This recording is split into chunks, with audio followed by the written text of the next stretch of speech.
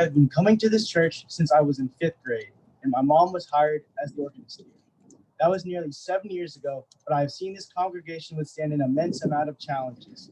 From financial insecurities, political upheaval, and pandemic uncertainty, this congregation has adapted and moved forward.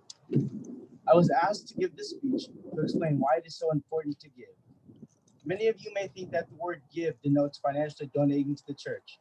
That's one way to give, but I believe the most meaningful sign of contribution towards supporting St. Albans is by offering your time and faith to the church community around you.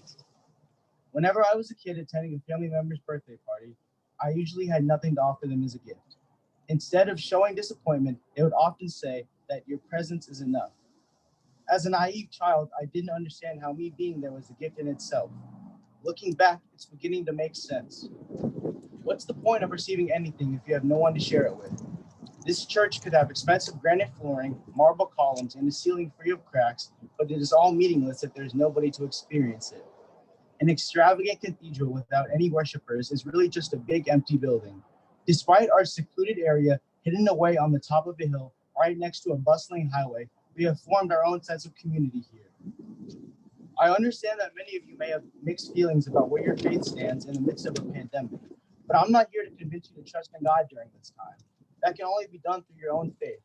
I'm here to ask you to believe in the people around you, the folks that you've worshiped with in church and have conversed with in the parish hall. If you want an example for who to start with, believe in the staff. The very first member I met here at St. Albans was Miss Catherine. During my first day of worship, I was greeted by a woman who had no fear in conversing with a complete stranger, nevertheless an obnoxious kid as myself. Up until that point, I had never been a part of a community so inviting.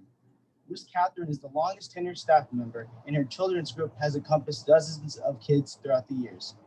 We all know how difficult it is to get children dressed and ready for church, and Catherine has had to deal with their crankiness every single Sunday for years now. You think that would wear down a person, but her love and dedication to the job has only grown stronger. The leader of youth group, Miss Lisa, first took on her position in the midst of a large age disparity between the teenagers. My very first mission trip consisted of 2 seniors in high school and 5 middle schoolers. That's a 4-year gap in age and maturity. If I were in her shoes, I would have probably quit on the spot. The oldest teenager a part of EYC following the seniors' graduation wasn't even old enough to have a learner's permit. Miss Lisa didn't stray away from the challenge, she instead embraced it. Her ability to treat teenagers with patience and respect rather than coddling or patronizing them was the reason this youth group has grown from a half a dozen members to nearly 24 in the span of 6.5 years.